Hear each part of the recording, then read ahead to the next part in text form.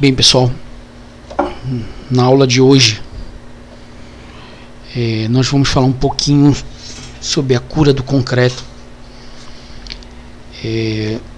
Mais uma vez é importante esclarecer, deixar evidente que não temos como esgotar e esmiuçar o assunto, e a aula ela é mais genérica, no sentido de dar uma abrangência à temática, mas deixando de forma clara e evidente que um conhecimento mais aguçado ele requer um cuidado maior, de buscar pormenores do assunto que são fundamentais ao entendimento. Mas da cura do concreto podemos ter como a definição: cura é um termo na química que se refere ao endurecimento de material polímero por reticulação. Seu início pode se dar por aditivos químicos, calor ou luz e outros. É muito importante que nós possamos entender o que seria a questão de polimerização e reticulação, eu vou fazer um adendo aqui.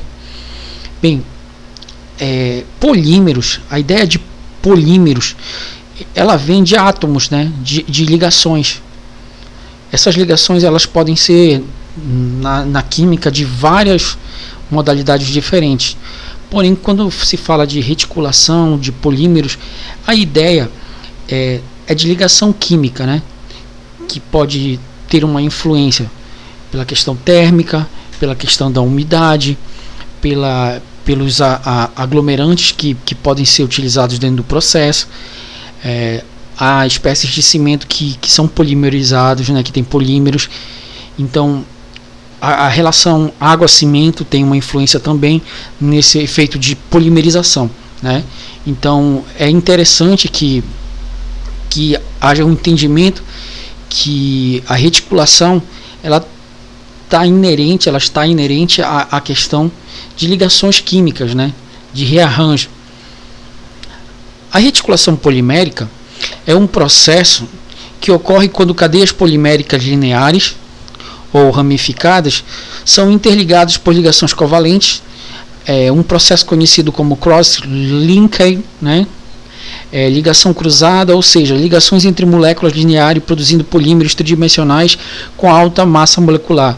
Ou seja, são ligações químicas, rearranjos químicos que dão assim, razão à existência de novos processos, Então, essa cura, ela tem um tempo de pega, ela tem uma reação química e tem toda uma técnica que nós iremos ver agora para se chegar a um objetivo de uma cura mais adequada. A cura é uma das principais etapas da execução do concreto e tem participação direta no desenvolvimento do processo de hidratação da pasta de cimento, vedando o concreto, mantendo a água e de amassamento do seu interior, evitando a retração e o transporte de substâncias que poderiam interferir na hidratação. Bem, nesse início podemos dizer que há uma diferença entre, algumas pessoas usam esse termo, aguar, o concreto, e hidratar o concreto. Há uma diferença significativa entre jogar água com a mangueira e manter a umidade relativa desse concreto. Isso é muito importante que se entenda, porque tem a cura úmida, a cura pelo processo úmido. Só que é diferente você jogar água sem ter um critério, sem ter um prévio planejamento para que você evite o processo de retração e o amassamento, que até é semelhante ao que acontece entre os lamp test, Então é importante que se entenda que despejar a água sem vamos dizer assim, um prévio estudo não é a mesma coisa que hidratar o processo, sabendo que há umidade relativa. Por exemplo, nós estamos no estado do Pará, em regiões mais próximas de Belém, por exemplo, chegamos a 90% de umidade relativa, 95% em períodos de chuva. Então há uma influência muito significativa se você for fazer o mesmo processo em uma região que tenha 60% de umidade relativa, 70%, né? E o processo de hidratação é um processo contínuo. A cura, né, é o elemento essencial no processo de controle tecnológico do concreto. Deve ser bem executada, de modo a garantir seu desempenho máximo, cuja resistência à compressão é a propriedade mais fácil a ser mensurada. A cura ela é muito inerente à idade do concreto, né? A pessoa, o que é a idade? Geralmente há muitos cálculos que fazem através de corpos de prova, mas subentende-se que a cura completa do concreto, ela, dependendo também do tipo de concreto que seja utilizado, mas ela é inerente à idade, né? Essa resistência à compressão, quanto maior a idade, teoricamente, hipoteticamente, maior a resistência, né? E a carga de ruptura ela aumenta, né?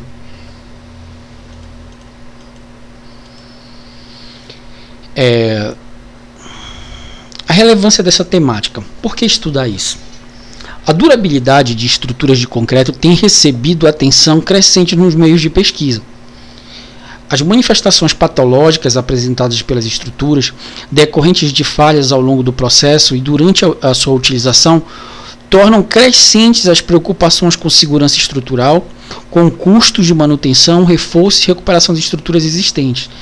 Hoje, sabe-se que o estudo das patologias, como carbonatação, como agressão através de alteração de pH, regiões que têm presença de cloretos, a questão de microfissuras, né, que existem com reações químicas e gasosas dentro de algumas fissuras que são feitas no concreto, que nós vamos ver a retração, como ela deixa algumas linhas, uns canais, microcanais, né? Então, esse estudo patológico, ele ganha muita importância nos dias atuais, com procedimentos e materiais tecnológicos que venham a conferir cada vez menos presença de estruturas patológicas. Então é fundamental, é de extrema importância o estudo para saber o procedimento de cura mais adequado. Hoffman, 2001. Bem, a cura do concreto é de fundamental importância para que as reações químicas de hidratação dos compostos presentes na pasta de cimento ocorram. Obviamente, já lá no início vimos a reticulação, polimerização. Estas reações são importantes para o ganho da resistência mecânica por parte do concreto e para a garantia de sua vida útil, ou seja, tempo em que essa estrutura se manterá viável. A manutenção da umidade do concreto evita a formação de fissuras na superfície do material provocadas pelos efeitos de retração, o que ajuda a garantir a sua durabilidade. Então, a retração do concreto, ela pode ser enquadrada como uma das patologias do mesmo.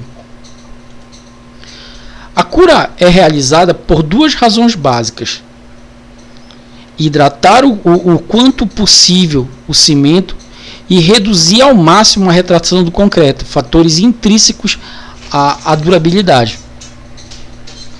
As características superficiais do concreto são as mais afetadas por uma cura inadequada, como a permeabilidade, aí voltamos a frisar o processo de carbonatação e a ocorrência de fissuração. Lembrando que a característica do cimento, né, ela tem um pH alcalino, né? Essa alteração de pH, indo para uma característica ácida,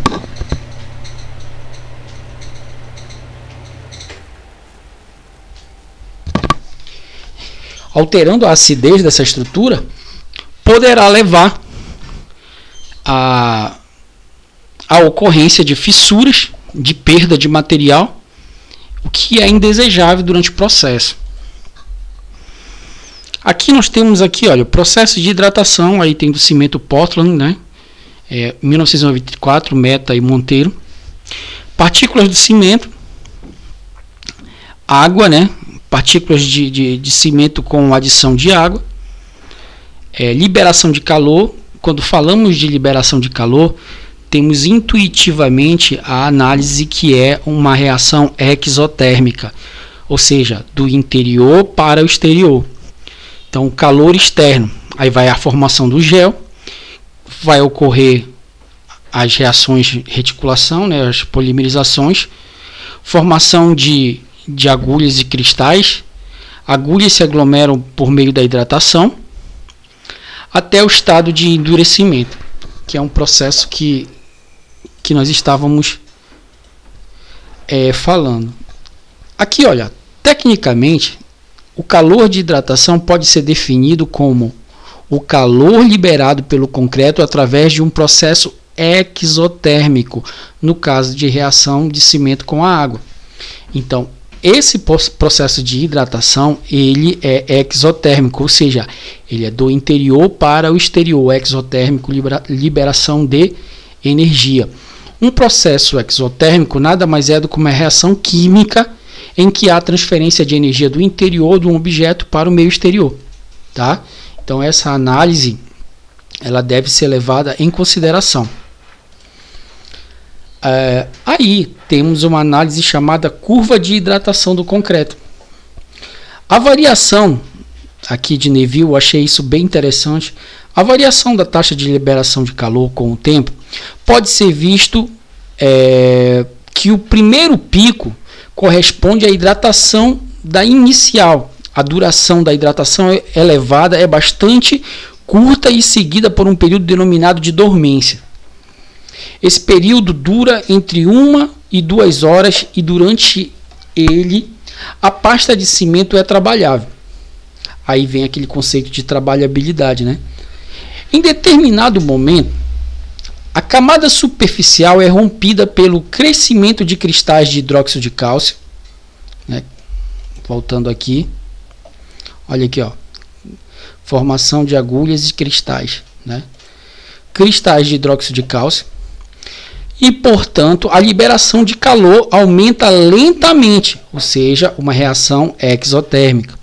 A taxa de liberação de calor alcança um segundo pico, chamado de pico 2, né, no caso, normalmente cerca de 10 horas após o primeiro pico. Depois desse pico, a velocidade de hidratação diminui por um longo período, sendo a difusão através dos poros dos produtos hidratados.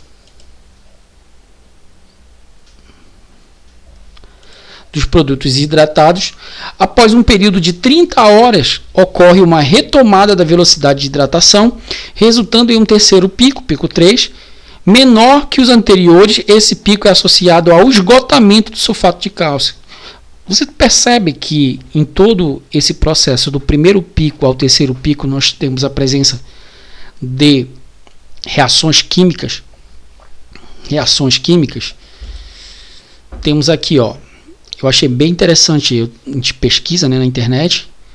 Paulo Helene, ele fala, esse engenheiro, molhagem constante significa sempre saturado a 100% de umidade relativa, o que não pode ser confundido com mangueira de água na mão de um operário que molha uma área enquanto observa as demais secando. Então, eu entendi essa análise que se há técnica, se há como mensurar, se há como medir, se há como você utilizar padrões tecnológicos, há uma necessidade iminente de se abandonar alguns conceitos de obra de construção civil, tal qual o relatado aqui, ó, mangueira de água na mão de um operário molha a área enquanto observa as demais secando. Então, esses padrões de resistência a mudanças através da introdução de tecnologia, eles devem ser ressachados, deve ser buscado uma forma de maior conhecimento técnico dentro do procedimento.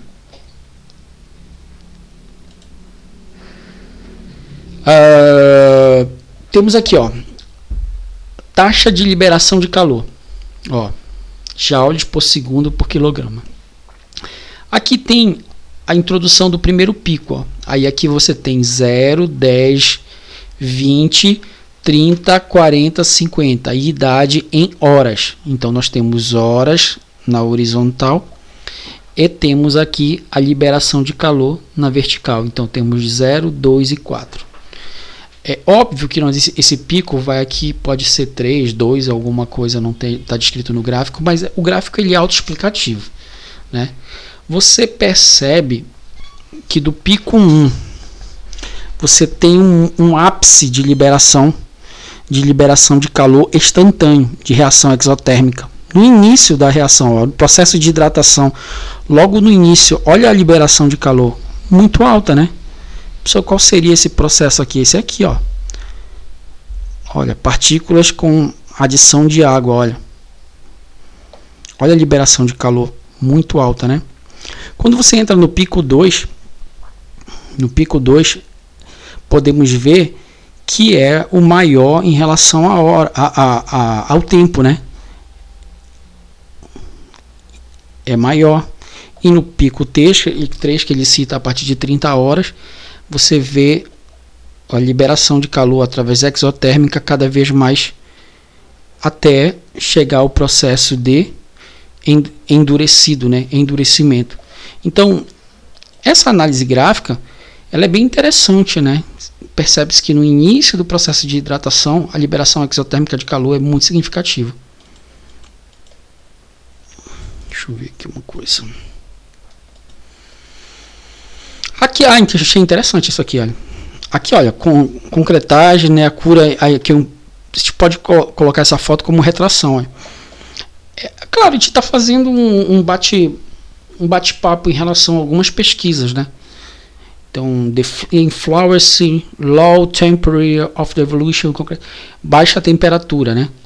Aí aqui, ó, você tem que 25 graus Celsius, aí o desvio padrão entre essa relação água-cimento é praticamente o mesmo, né? Então, olha a consistência. Aí você vai vendo que vai diminuindo a temperatura e há uma influência na consistência, né, das moldagens, né? Mais consistentes, né? Então aqui percebe-se que a temperatura ela tem influência na consistência de moldagem do cimento, né? Bem interessante com essa relação. Se essa relação fosse muito diferente aqui, talvez esse gráfico ele não tivesse algo bem interessante para ser discutido, mas é bem interessante para complementar o assunto. Continuando. Tá. Aí saímos daqui, né, de curva de hidratação, vamos para o tempo de pega do concreto. O cimento em contato com a água começa a perder sua plasticidade após um certo período. O que seria a plasticidade, né? A palavra plasticidade ela está muito intrínseca, inerente a moldar, né? Passando de um estado fluido para um estado rígido. Esse fenômeno tem o nome de início de pega, né? Para Bauer 94, o tempo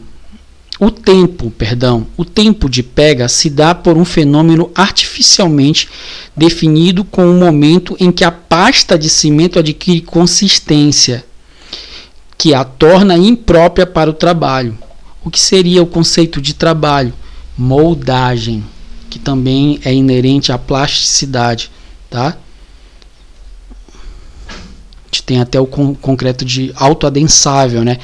É muito comum esse concreto, muito famoso, né? O concreto autoadensável ele consegue preencher espaços divergentes.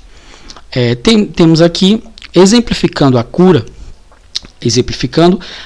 tem como principal objetivo manter o concreto saturado. Aí o que é saturação? Saturação é o mesmo que aguar? Não. Ou mais próximo da saturação, para que os espaços que são originalmente preenchidos com a água na preparação da pasta de cimento com a utilização de parâmetros normativos, olha aqui, parâmetros normativos. Isso aqui é bem interessante de ser avaliado. O que é um parâmetro normativo? É a relação água-cimento, né? De cálculos não sofra alteração, tá? Nas obras, a cura geralmente é interrompida antes de alcançar a máxima hidratação, alterando a quantidade de água do traço, tá? Então, essa relação AC, água-cimento, tem influência no tempo de pega do concreto. Ah, professor, existem cimentos diferentes? Com certeza, a gente vai ver aqui pela frente que há cimentos que são divergentes em suas tecnologias e finalidades. Conclui-se que para que o concreto não sofra perda de hidratação, gerando alterações na água presente na pasta de cimento, ocorrendo modificações de sua resistência final, a umidade relativa no ambiente deve ser mantida no mínimo em 80%. Ora, para a região norte, aí eu faço um pequeno comentário, nós já temos, né, essa característica de altíssima umidade. Nós estamos perto da floresta amazônica, por exemplo, Belém, você chove todo dia, tem hora todo dia a chuva. Então a umidade relativa daqui já é normalmente 85, 88, quando passa 2, 3 dias chovendo, nossa umidade relativa vai para 90%. Tanto é que é muito difícil, pessoas que vêm de fora, esse desafio ambiental de troca térmica, troca de calor, com o meio é bem complicado. Caso a umidade relativa do ambiente seja de 80%, não haverá troca de água presente no concreto com a do meio ambiente, sendo assim a presença da cura não é necessária, né? Então, o tempo de pega ele está muito correlacionado à umidade relativa. Temos também, dá uma olhada aqui, tá.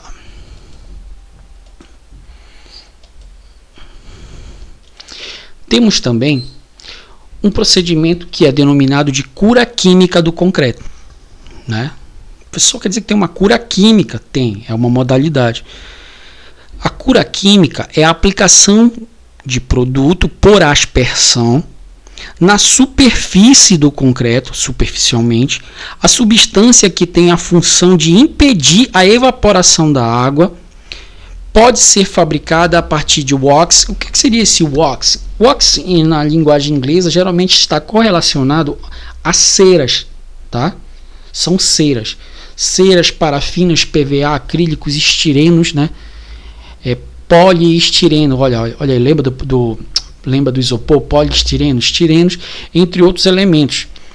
A eficiência da técnica pode variar entre 40% e 100%, dependendo da qualidade do produto, destaca o engenheiro. Fazendo esses estudos, fazendo essas pesquisas, eu pude ver que em áreas muito extensas, áreas muito grandes, de dimensões muito grandes, essa cura química é meio complicada, tá? Fazendo essa análise em áreas muito extensas, essa cura química dá a ideia de uma área mais controlada, ou seja, dimensões que você possa ter um maior controle. Algo muito extenso, tem que ter muito cuidado com esse procedimento para que não dê errado, tá? Todavia, traz o inconveniente de dificultar ou prejudicar a aderência de revestimentos, chapiscos, contrapisos, pinturas e argamassas colantes. Então, a cura química tem uma influência por ser jogada superficialmente, ela interfere na troca de calor do concreto com o meio ambiente, pode acelerar o processo, obviamente, porém, ela tem alguns elementos inconvenientes que ela prejudica o processo de aderência de revestimento, chapisco, pinturas e outros. A cura química proporciona melhor hidratação do cimento, aumenta a resistência da superfície e a durabilidade de pisos e lajes, além de evitar fissuras de retração plástica no concreto. Nós vamos ver aqui algumas fotos de retração plástica, tá? Então é uma modalidade que já é utilizada, só fazendo um adendo, né? Não é um processo muito simplório, né? Requer conhecimento técnico para seja executado. Então aqui nós temos aqui a fonte, né? Um exemplo aqui de cura química, o profissional fazendo uma espécie de aspersão, né? Jateando aqui sobre a estrutura de concreto. Concreto modificado com polímero. Também a função desse concreto aqui, ele tem influência na umidade do concreto, né? A reticulação, que nós vimos no início da aula, a reticulação polimérica é um processo que ocorre quando cadeias tal lineares são interligadas. Nós já lemos isso aqui, só fazendo uma alteração. O concreto modificado com polímero, aqui eu trouxe um exemplo com a resina epoxídica, né, que é a ancoragem e armaduras em cola epóxi, né, tem uma influência. Pode ser feito com epóxi também.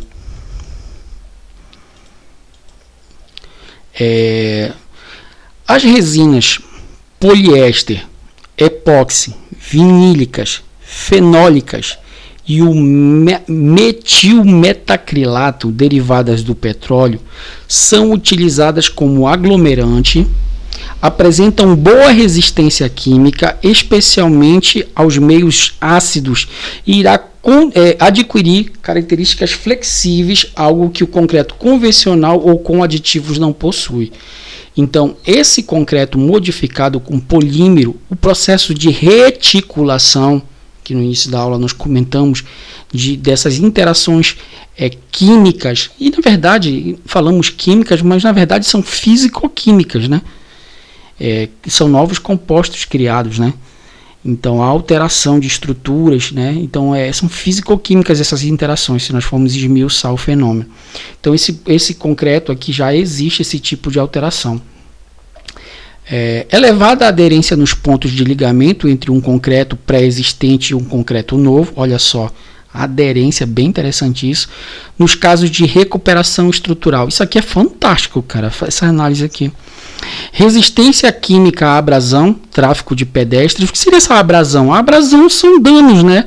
São agressões à estrutura superficial, tá? Resistência à flexão e tração, permeabilidade módulo de elasticidade reduzido, excelente propriedade dielétrica, baixa porosidade e absorção de água, resistência do gelo e degelo. Então, só vejo vantagens, né? A utilização do concreto utilizando polímero. Tem que ver a questão do custo, né? Quanto sairia esse processo. Tá aqui a foto de retração do concreto, olha. Olha, retração do concreto, o que é, como minimizá-la, né? Isso tem a ver com a umidade, né? Com o processo de umidade relativa, com a relação água-cimento, tá? Isso aqui é uma patologia do concreto. Voltando. Então temos aqui, no processo natural, a hidratação do cimento, o polímero adiciona uma modificação no processo de aglutinação, lá no início, união. Durante o endurecimento do concreto, formam-se pequenos espaços entre os grãos dos agregados. Estes espaços, que são esses vazios, permitem a penetração da água, danificando a estrutura em condições de gelo e degelo, no caso. Partículas aglutinantes do polímero preenchem estes espaços, tornando o concreto menos permeável, protegendo contra o efeito do gelo e degelo. Então, quer dizer, a pessoa não temos gelo e degelo aqui na nossa região, mas você sabe que estamos vendo de cura, falando de um termo mais abrangente, então já se utiliza concretagem usando polímeros, pode ser epóxi, nós vimos aqui à frente. Aliás, anteriormente, perdão. Há também a cura a vapor, que ela ocorre com aplicação de umidade relativa. Aí aquela coisa, como é que eu vou controlar a umidade relativa? Ambiente controlado, né? É um ambiente controlado. Você não vai controlar o meio ambiente em nível geral, mas você pode ter uma estrutura que você tem um ambiente controlado. Então, a cura a vapor ocorre com a aplicação de umidade relativa em 100% e temperatura controlada que fique acima da ambiente, até um máximo de 70 graus Celsius, né? A técnica é bastante comum em ambientes frios, como no sul do país, ou quando há muita, no caso, pressa em realizar a desforma do procedimento. Perdão.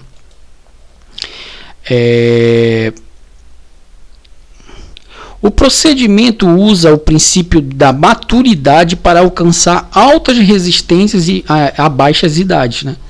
Não é aconselhável quando se deseja resistência elevada e a abrasão ou durabilidade da superfície. Tá? Então há procedimentos de limitações.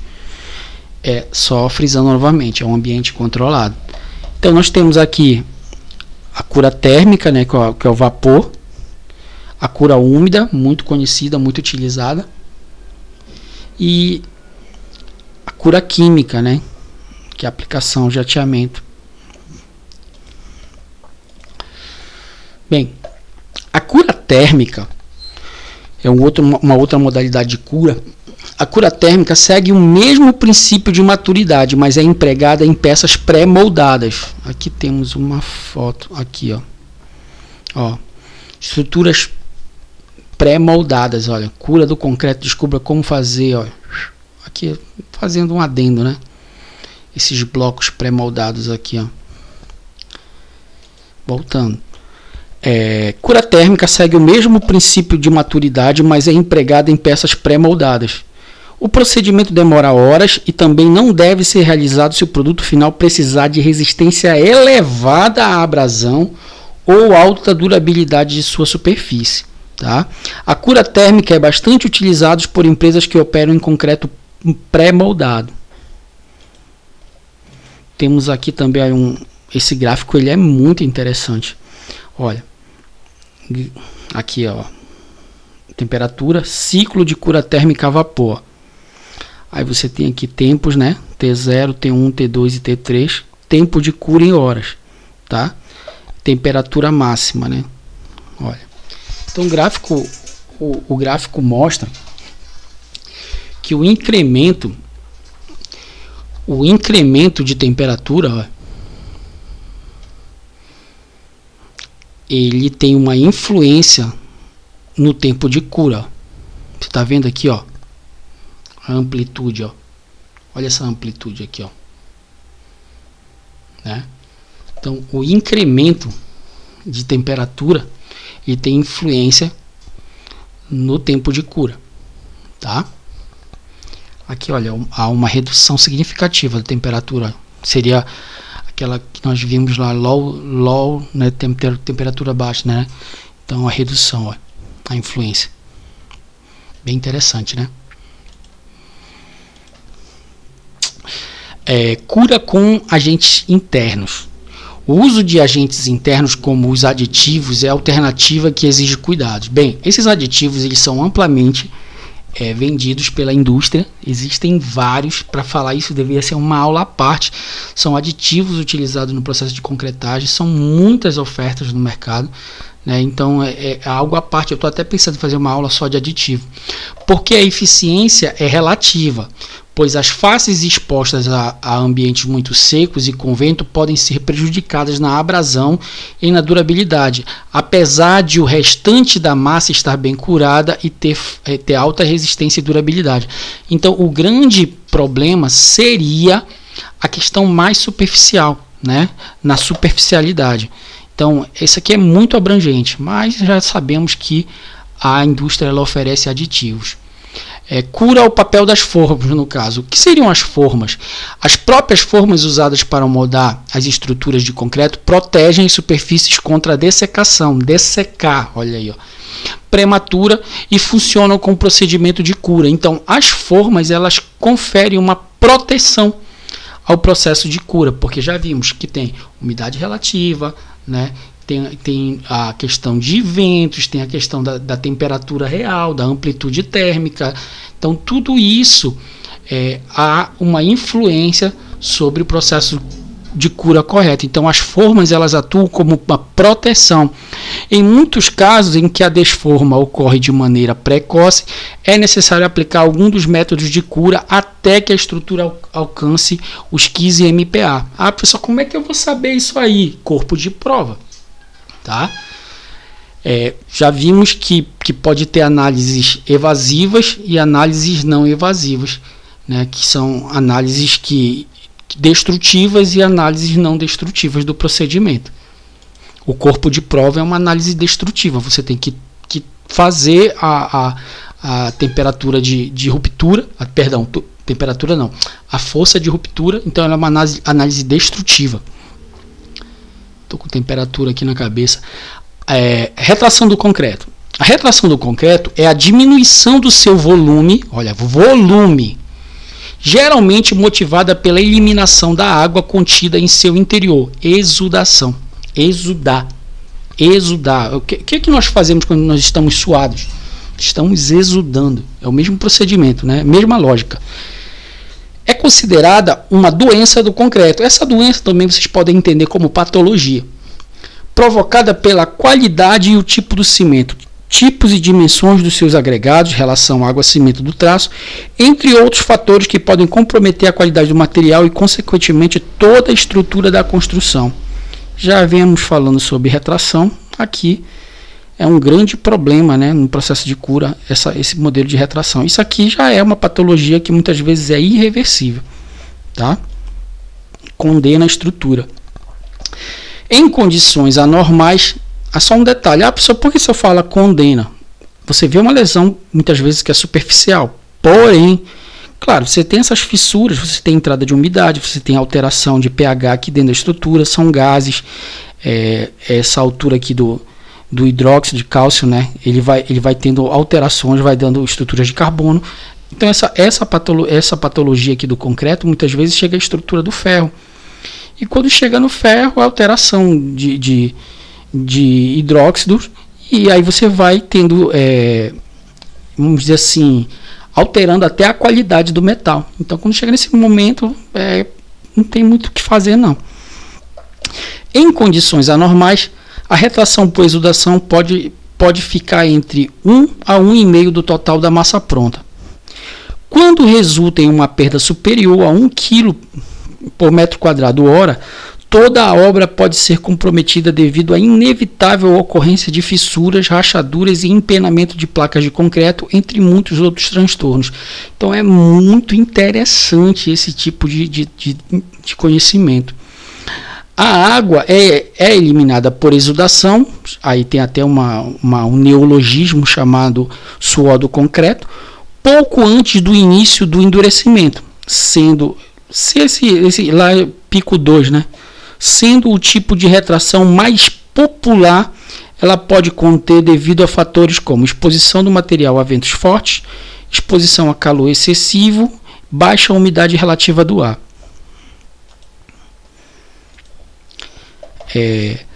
A água é eliminada na hidratação do concreto devido à diferença de volume entre a água e o cimento. Aí olha aí a relação água-cimento. E as substâncias que resultam desse endurecimento. O que diminui o volume do concreto são as formações de substâncias que apresentam volume reduzido quando comparadas ao cimento e à água. Entre elas estão o hidróxido de cálcio e o silicato de cálcio hidratado. Então por isso que eu digo que é uma alteração físico-química. Aí, quando eu falo isso, muitas pessoas me criticam. Não, cara, é química. Para mim é físico-química. Na retração hidráulica ou por secagem, a diminuição do volume é provocada por conta da perda de água do material já em estado sólido. Erros na dosagem do concreto podem ocasionar essa perda, assim como a cura não controlada do concreto nos primeiros dias pode ocasionar esse tipo de retração. Então, nesse tempo de pega, né, nesse tempo em que o concreto realmente ele ainda está nesses picos, como vimos o 1, o 2 e o 3, ele precisa de uma, vamos dizer assim, de uma atenção redobrada e uma avaliação das intempéries do meio.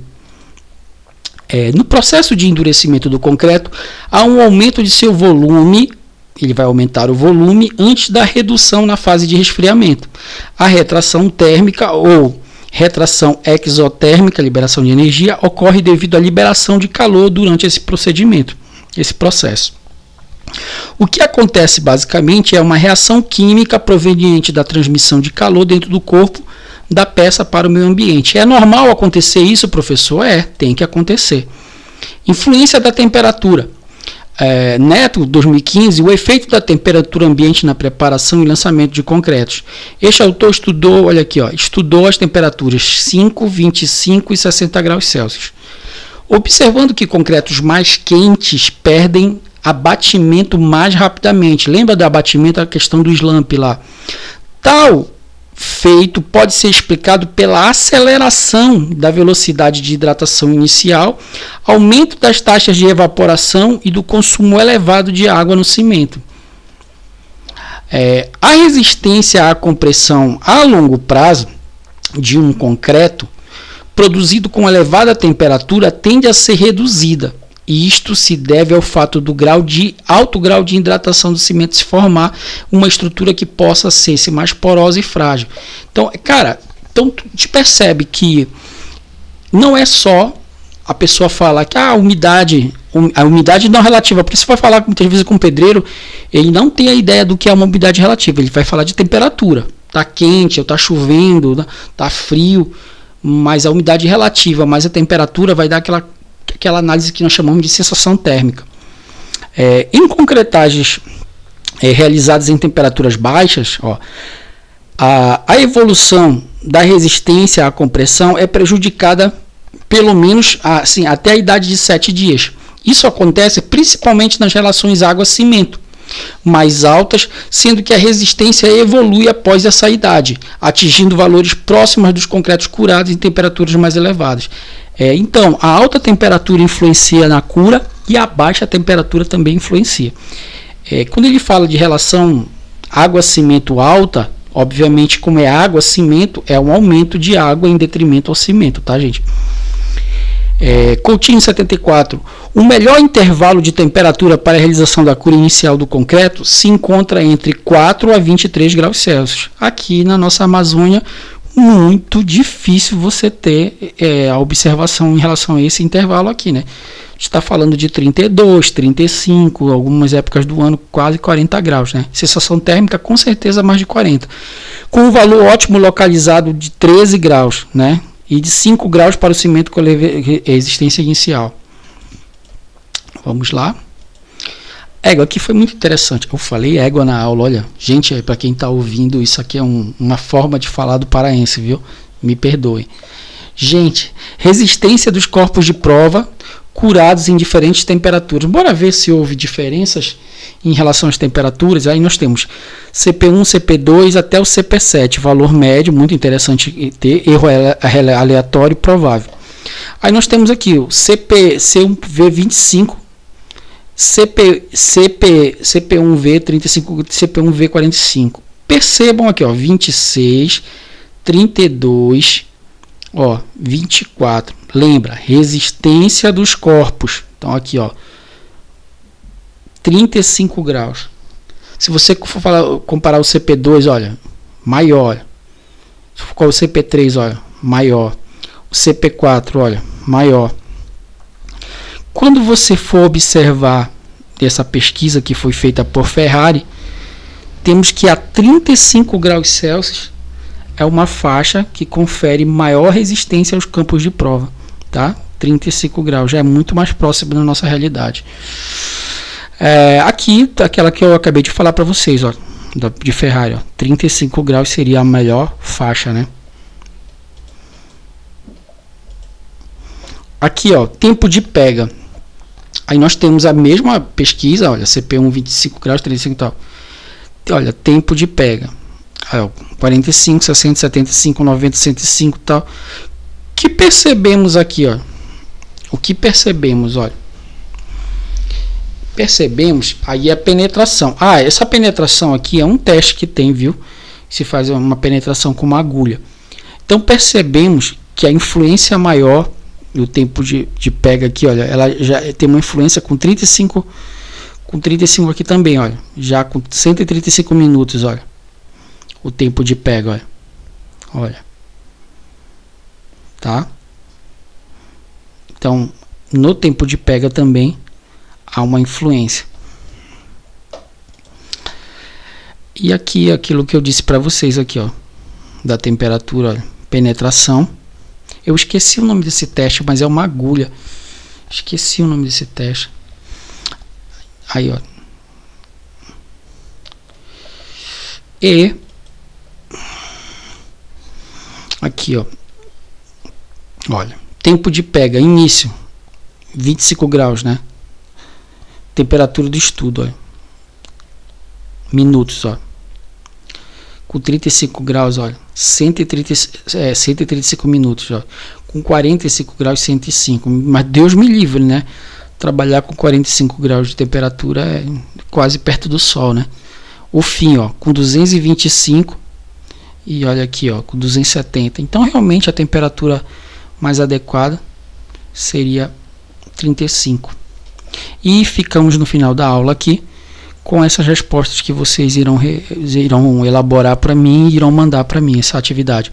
O que significa o termo trabalhabilidade do concreto, o que significa a saturação máxima do concreto, eu já estou dando a dica que tem a ver com umidade relativa e a umidade propriamente dita, o que significa abatimento do concreto, o que significa adensamento do concreto, por que molhar a laje, tá? Por aqui a gente fica, valeu galera.